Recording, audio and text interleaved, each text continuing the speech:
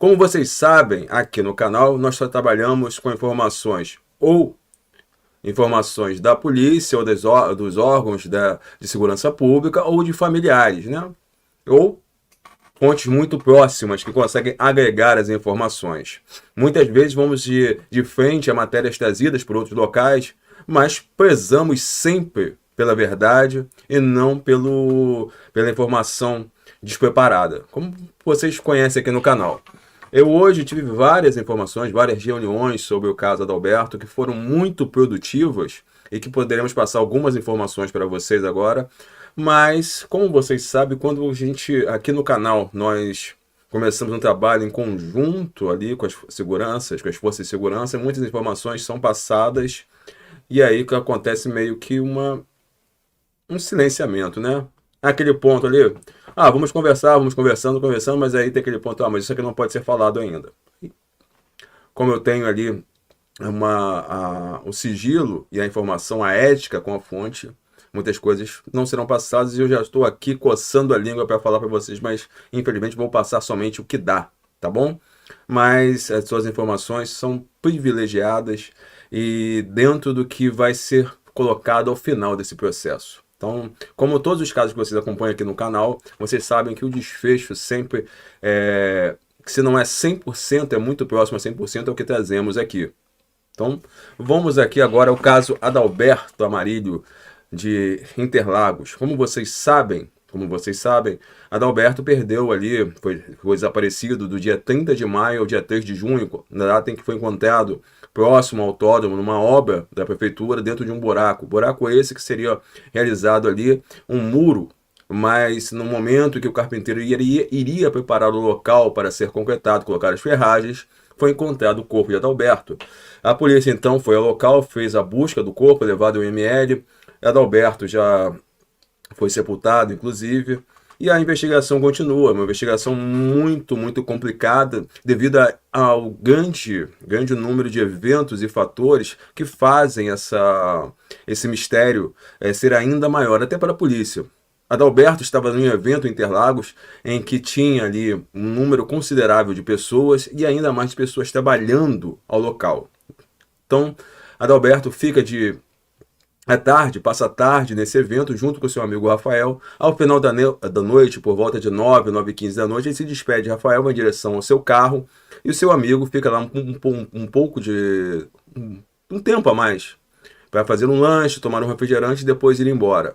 Inicialmente começou colocando-se dúvidas sobre a participação ou não desse amigo. Hoje podemos falar que a participação dele foi totalmente, em 100% descartada em relação ao crime cometido contra Adalberto, e as linhas de investigação da polícia agora vão para outras direções. Direções essas que vocês já conhecem, já foram amplamente faladas aqui no canal, com relação a quem são agora as pessoas na mira da polícia. Tá? Então todas essas informações vocês já sabem. Vocês viram ali, inclusive, as coletivas de imprensa da própria doutora Ivaldo Aleixo, que é diretora do DHPP, que foi ali ratificar as informações que já havíamos trazido até o presente momento.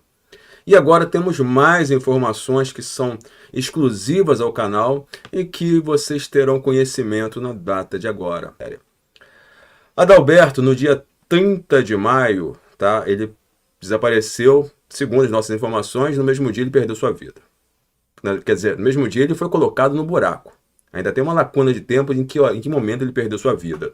Se foi meia hora depois de ser colocado ali naquele buraco, se foi uma hora depois, se foram 40 horas, ainda não está muito, muito claro. Eu vou com a opinião do Dr. Júlio Cury, que é um médico legista brilhante, mas ainda aguardamos o laudo oficial de necropsia para que ele possa analisar. E aí ele se sentirá seguro em dizer com quanto tempo Adalberto perdeu sua vida. Então, é uma informação que ainda falta trazer para vocês, com a presença do Dr. Júlio Cury, que quando tivermos acesso ao exame de necropsia, vamos deixar aqui claros para vocês. Tá? Mas vamos agora colocar as informações. Muito foi falado ali no início sobre o sangue no carro encontrado pela perícia, né, nos dias que começaram a investigação. Todo mundo falou daquele sangue, se tinha possibilidade, se não tinha possibilidade de ter acontecido algo no carro, eu mesmo falei, conjecturei sobre isso. Mas as informações que me chegaram na data de hoje são que conseguiram, de uma forma lá, polícia conseguiu, de uma forma, analisar imagens do local onde o carro do Adalberto estava parado. Tá? Conseguiu imagens do momento ali, desde o momento de que ele deixa o carro até o final da noite, até o dia em que o carro foi encontrado. Ninguém, absolutamente ninguém, mexeu no carro. Adalberto não foi ao carro. Isso é um ponto, tá, já pacífico. Adalberto não chegou no carro. Se ele não chegou no carro, o crime acontecido a ele foi exatamente naquele ponto ali da cerca do local ali para cortar caminho. Ponto já pacífico também. Por que tanta certeza que Adalberto não chegou no carro? Porque eles conseguiram imagens que comprovam que Adalberto não foi ali. E o carro, desde o momento que ele sai do carro pela segunda vez, o carro permanece fechado e só é aberto, aí vocês vão entender agora, o carro só é aberto no domingo pela esposa do Adalberto e por familiares, que não notaram, ela não notou nada de anormal, tá? Ela não notou nada de anormal. Então, entendemos agora que o crime cometido contra Adalberto foi cometido dentro de Interlagos.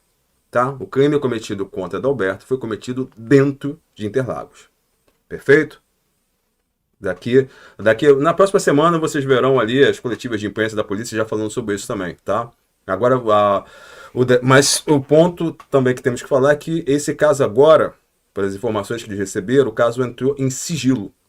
Então não teremos mais muitas informações trazidas pela polícia, como foi feito ali pela doutora Ivaldo Aleixo, pelo secretário de segurança, doutor Nico, não teremos mais isso. Só ao final agora da investigação, porque eles vão preservar todas as informações.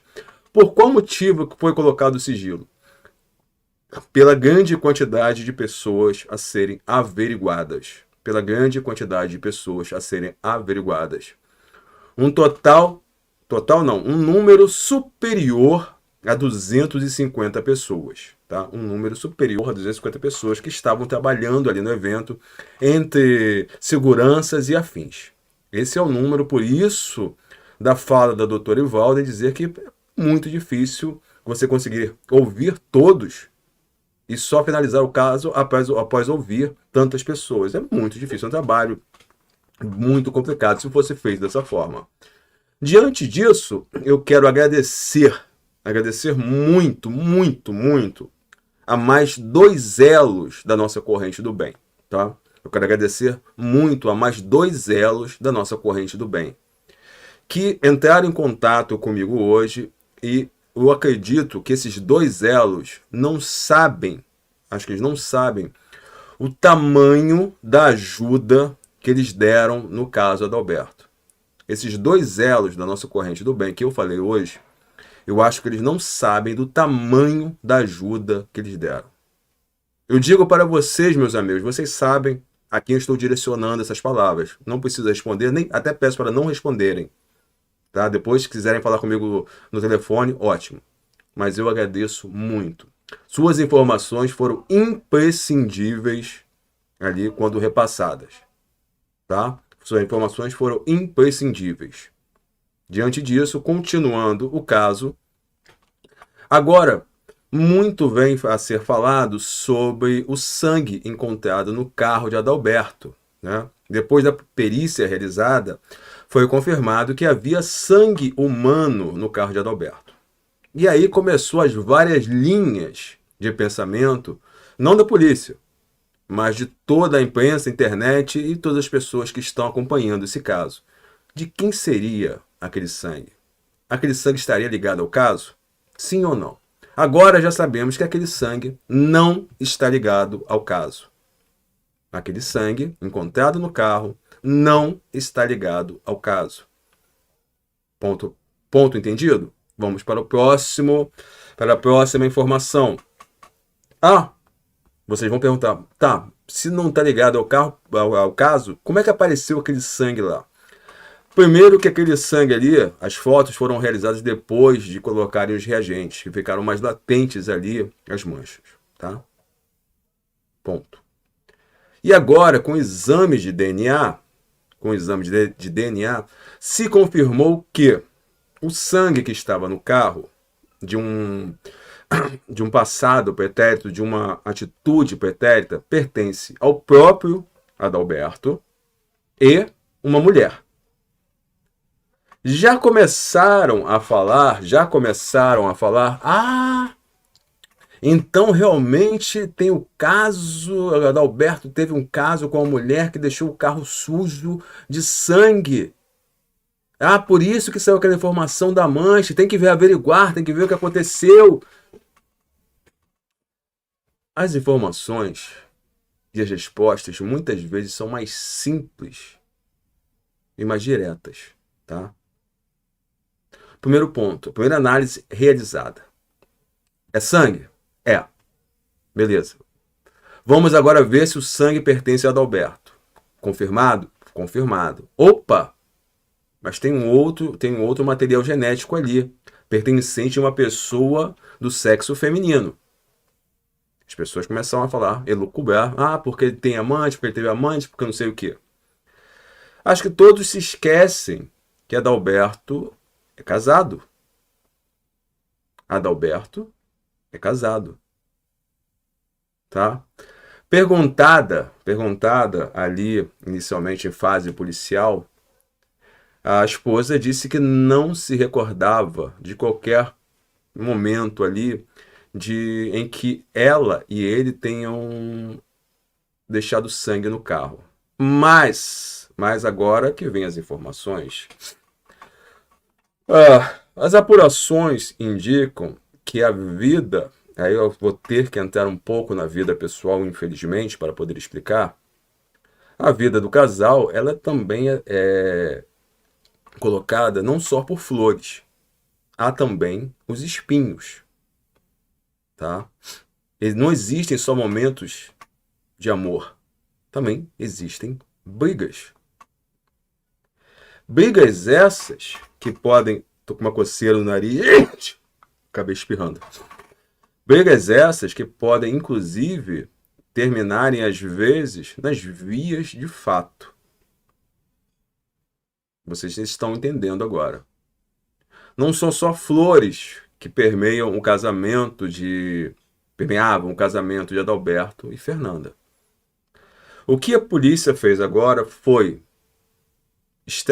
pegar uma amostra de DNA da Fernanda, da esposa, para comparar com a amostra que foi retirada do caso, tá? Com a amostra que foi retirada do caso. Meu Deus, está misturando as imagens. Como é que está misturando as imagens? Por que está fazendo isso? Vamos deixar... Eita. Vamos deixar só essa aqui só. Pronto. Vamos deixar só essa. Obrigado. Então, algumas discussões podem acabar de uma forma mais áspera, em tempo pretérito, tá? Isso quer dizer que aquele material ali colhido é de uma semana antes? Não. É de 2 semanas antes? Não. É de 3 semanas antes? Não. Tá? Então, existiu ali, segundo as informações, discussões. Não era um verdadeiro mar de flores. Inclusive, você tem ali a informação de uma certa animosidade entre eles por conta de uma informação que estava no celular dele que ela não teria gostado. Então agora a polícia, para descartar, e separadamente para entender aquela perícia, ela faz agora o confronto genético entre o material encontrado e o sangue da esposa, da Fernanda, para ali finalizar aquela prova pericial, mostrando que aquele ato, aquele material genético, em nada tem a ver com o crime, porque ele não chegou ao carro. Então eu vejo agora alguns locais falando, porque ele saiu e foi com um amante. Não tem nada disso, não tem comprovação nenhuma disso na polícia. O que se tem agora, em sede policial, é um confrontamento genético do material colhido no carro e da esposa. E que segundo as informações que eu posso dizer, é de mais de 95% de chance daquele material biológico, genético, ser realmente pertencente à esposa. É lógico que, ao passar estas informações a muitos que estão aqui, muitas pessoas vão entrar em outra teoria, vão elucubrar outra possibilidade. Ah, mas se eles então brigavam, o que nos garante que não foi um ato encomendado?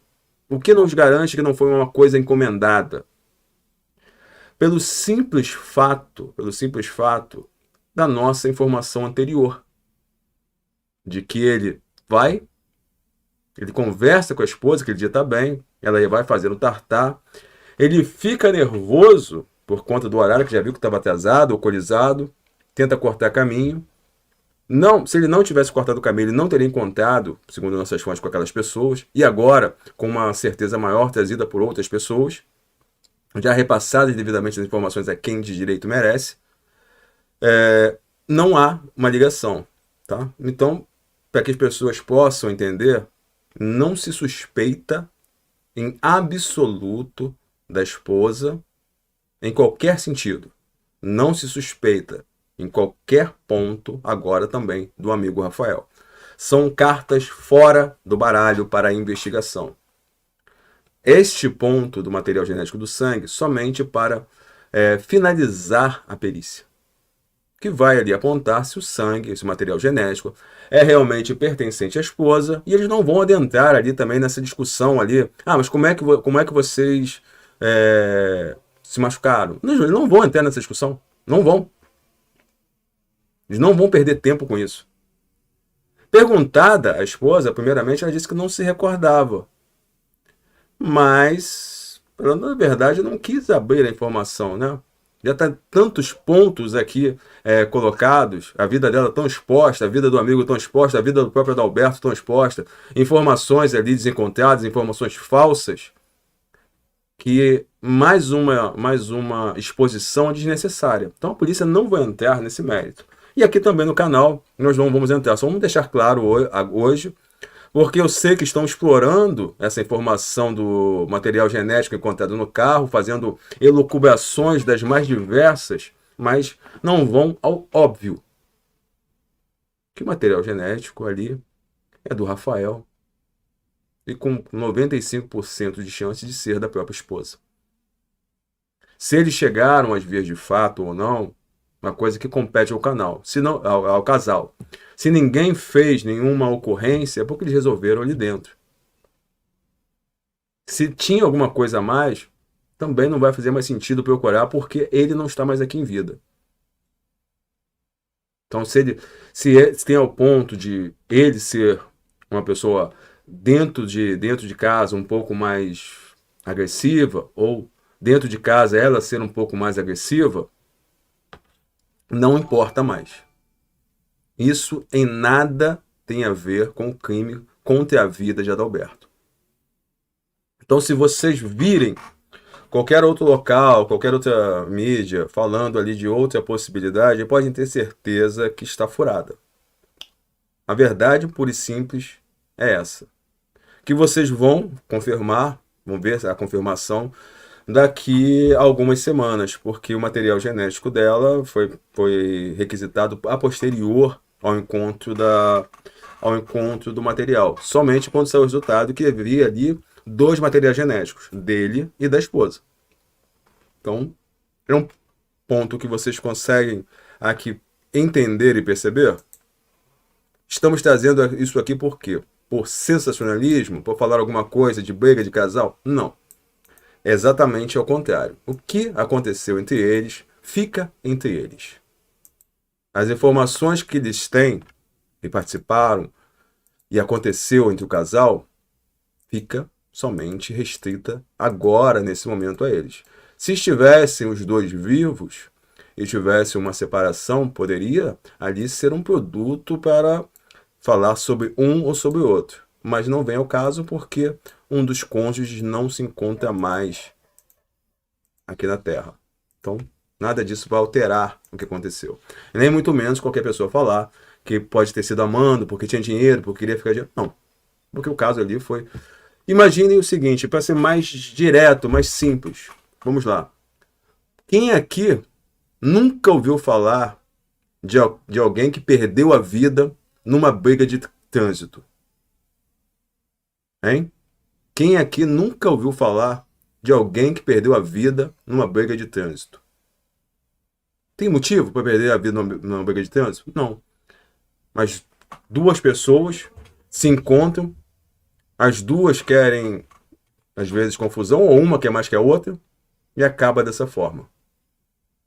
A casa do Alberto pode ser comparada, assim, esdrúxulamente, lógico, a uma briga de trânsito, em que existe uma fatalidade por mero encontro de pessoas. Isso é um fato. Então, é lógico que eu sei que agora as pessoas vão começar a falar, vão dizer, mas será que não tem a possibilidade? Não, não tem. Não tem. E se aconteceu qualquer briga entre eles, ficou entre eles. Vai ficar agora no passado. Se fosse alguma coisa de violência doméstica dele ou dela, e os dois estivessem aqui para se defender e dar sua versão, talvez não estivéssemos falando sobre isso aqui. Porque são milhares de casos de violência doméstica, né? São milhares. Então não podemos falar, nem ser levianos, se é ele ou se é ela. Mas no momento em que vemos material genético dos dois, assim, dele e de uma mulher, que muito provavelmente é a própria esposa, e aí, por que também existe ali a maior chance de ser da própria esposa? Em ser 95%. Vamos voltar um pouquinho? Quem conta o carro? A esposa. A esposa encontra o carro. Ela fala que não viu absolutamente nada de anormal. Nada de anormal. Se ela já era conhecedora daquelas manchas ali, talvez não tão aparentes, ela viu aquelas manchas e já estava acostumada com aquelas manchas. E assim viu que não tinha nada de suspeito. Por quê? Vamos lá, vamos compreender. Se tivessem ali aquele material com as manchas bem latentes de foto, e ela abriu o carro e visse, eu acho que ela ficaria desesperada. Tiraram a vida do meu marido por aqui. Alguma coisa aconteceu, o carro está todo sujo de sangue. Mas não. Ela não se importou com as imagens dentro do carro. Para ela, estava tudo dentro da normalidade. Tudo dentro da normalidade. E uma pessoa que está procurando outra, ela vai ser bem detalhista ao analisar o carro, né? E como as manchas estavam bem latentes ali, tanto na porta quanto no próprio painel frontal, a pessoa veria. Mas, como eu entendo que ela já sabia da existência daquelas manchas, já estava acostumada, inclusive, não viu o sentido, não viu alarde. Então, tudo isso não tem a ver com o caso Adalberto. A verdade sobre o sangue é essa. Possivelmente uma briga que terminou nas vias de fato, com os dois se ferindo,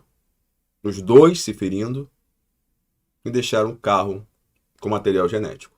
Pura e simplesmente isso. Começaram uma briga por qualquer motivo, discussão, foram às vias de fato, e assim o material ficou lá. Só isso. Não há nenhum indício de mando, com o menor indício, a menor suspeita da esposa, zero suspeita. Não há indício ou suspeita hoje sobre a participação do amigo Rafael. Somente a linha de investigação que vocês já acompanharam e acompanham aqui no canal. Tá? Então, é muito mais fácil. As linhas de pensamento, elas devem sempre convergir para o que é mais óbvio. Não para o que é misterioso. Primeiro ver o que é mais óbvio. Faz sentido? É comprovado? É isso. Não. Faz sentido? É comprovado? Não. Vamos ver outra coisa. Mas primeiro vamos Por isso que a polícia sempre começa qualquer linha de investigação por onde? Pelo núcleo familiar. Porque as estatísticas sempre falam, né? Depois vão abrindo. Por isso que no caso Adalberto, hoje nós vemos ali tanto alarde sobre esse material genético, gente falando um monte de coisa que não é. E agora vocês entendem o que aconteceu.